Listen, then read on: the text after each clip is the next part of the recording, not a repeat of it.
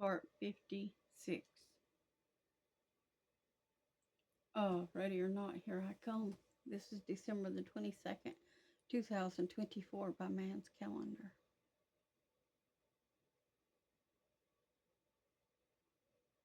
And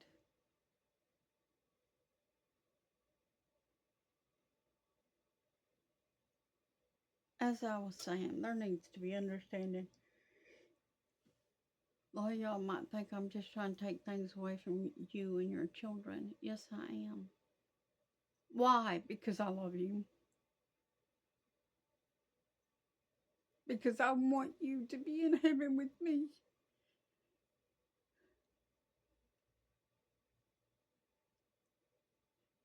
Because to me, heaven would be a sad place without you.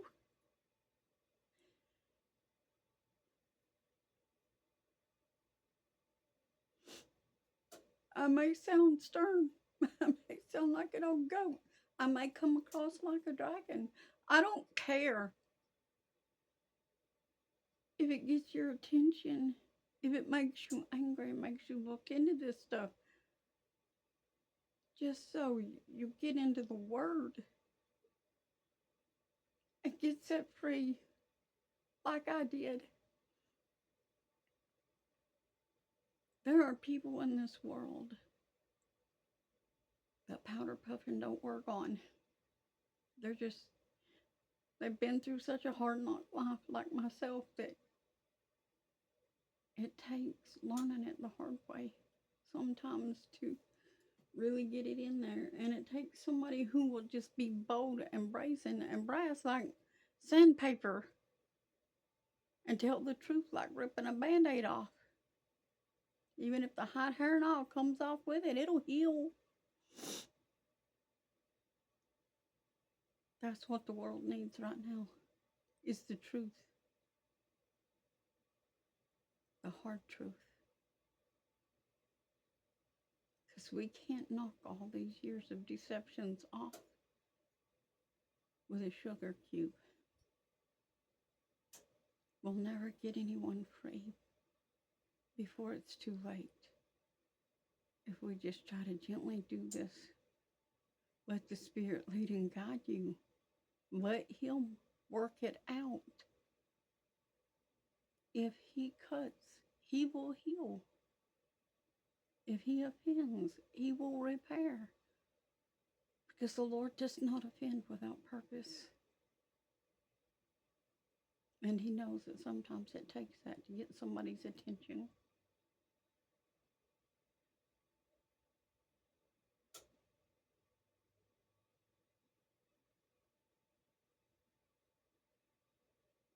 So if you think I'm trying to take your holidays away from you and that I mean because of it, then you think that. As long as it works and you make it home. Because I know there'll be plenty of forgiveness to go around.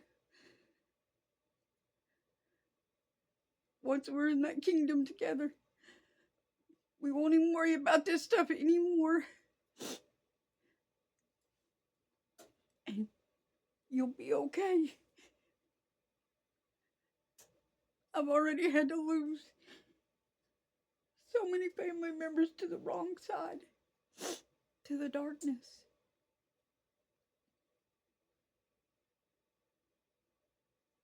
And I don't want to lose any more to the darkness.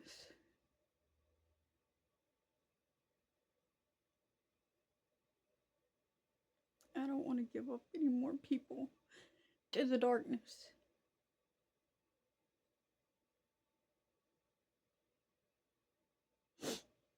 Everybody keeps telling me and trying to remind me, there's only a remnant going to be saved. There's only a remnant going to be saved.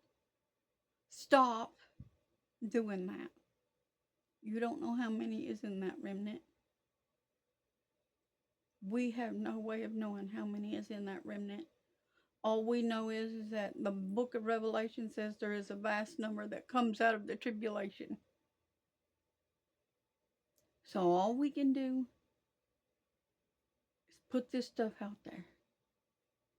Get ready to go. Make ourselves ready. Even if we just reach only one person, like Brother Goob said, because that one person may reach out and touch 10 other people. We don't know what the outcome of our actions will be. Just be obedient to the Lord and let Him work it out. Because the God that I serve, in Luke 1:37, I believe it is, which is what I started to give you the other day for talking about when the shepherds was in the field. No, that's from chapter 2. See, I was having the two to clash in my brain, and I couldn't get it worked out this morning. I was too tired. But anyway, Luke 1:37 says that there is nothing impossible. Nothing impossible. Nothing shall be impossible for God, right? With God, for with God, nothing shall be impossible. And that is Luke 1:37. And we have to accept these things. We have to believe these things. We have to trust for these things. And I'm trusting that whatever efforts I put forth, God is going to magnify them. And they're going to reach thousands. Somehow. They may not today. They may not until I'm gone.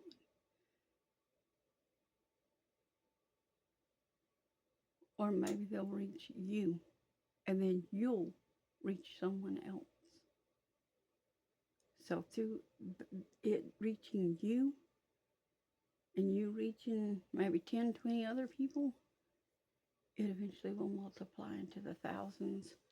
I'm just trying to cause a ripple here. I just want to cause a ripple. I'm going to throw my pebble in the water and let it go. I'm going to skip this rock right across the water. And I'm going to let the ripples go, because the Lord controls how they ripple out. And I'm going to trust Him that the ripple's going to keep going and going and going until it covers all the water. The Bible refers to the sea all the time, but it's talking about the people, and that's what I'm talking about right now. I want to cause a ripple in the people. I want them to believe in Jesus. I want them to love Jesus. But you can't love somebody you don't know. Not really. You can't trust someone you don't know either. So if we don't tell them about Him, how can we expect them to love Him and trust Him the way that we do?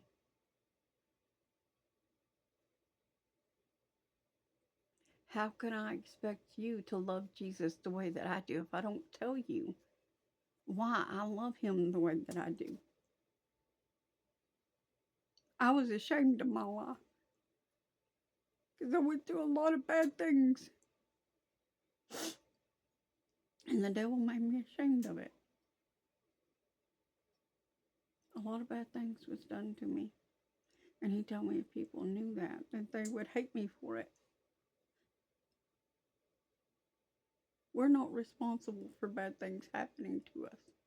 We're responsible for what we do with it after it occurs.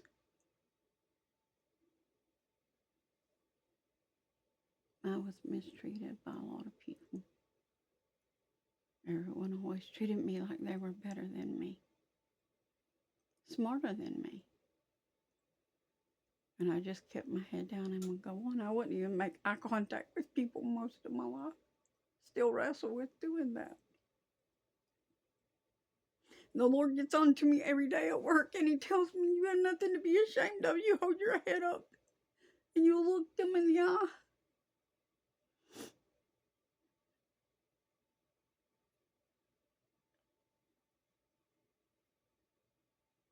because people told me I was stupid. And it made me ashamed of myself. So I wouldn't look at people because I was afraid they would see me through my family's eyes as a worthless nothing. We're not supposed to say baraka to anyone or about anyone. That is to say worthless. No one is worthless. Because the Lord died for them. And He doesn't die for worthless things. He died for you. It doesn't matter what anybody else says. You are not worthless.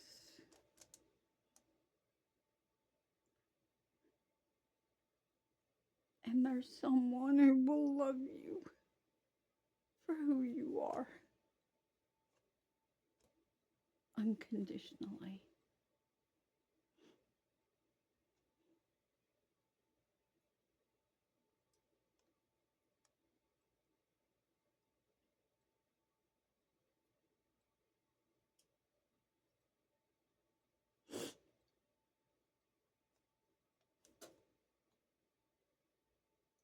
Be kind to people.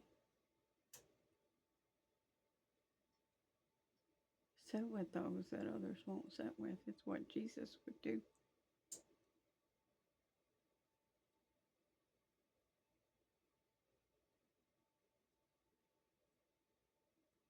Treat them like they're somebody.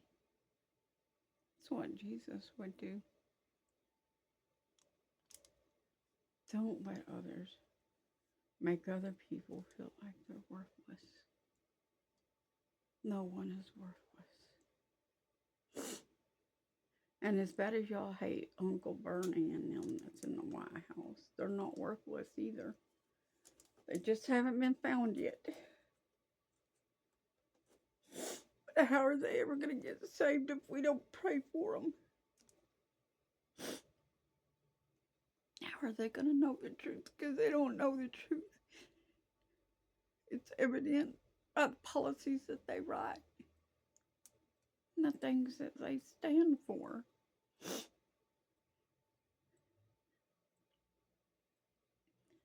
But if we don't fast and pray for them, cast those spirits out of them, who will love them enough to take them to Jesus.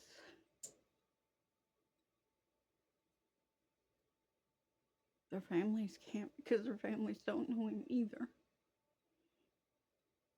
People that don't know Jesus can't take you to Him. My family didn't know Jesus, not really.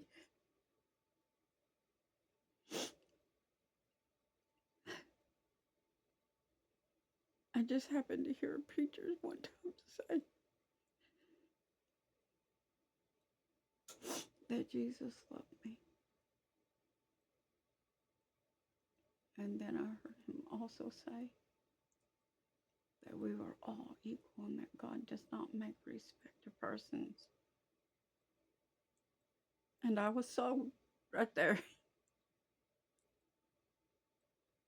Because I was tired of being belittled and mistreated.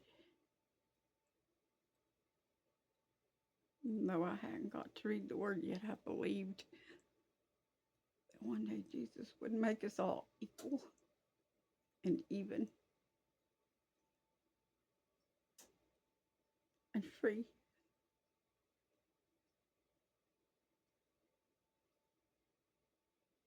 So that we wouldn't have to be in bondage anymore.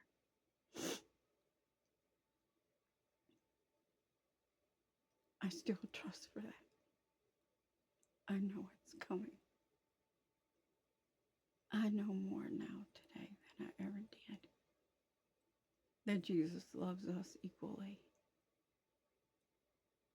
Because He loves something like me. Someone like me that was worthless to the world. But not to Him. In Him we all have purpose. You are not worthless. You are beloved. See you in the next part.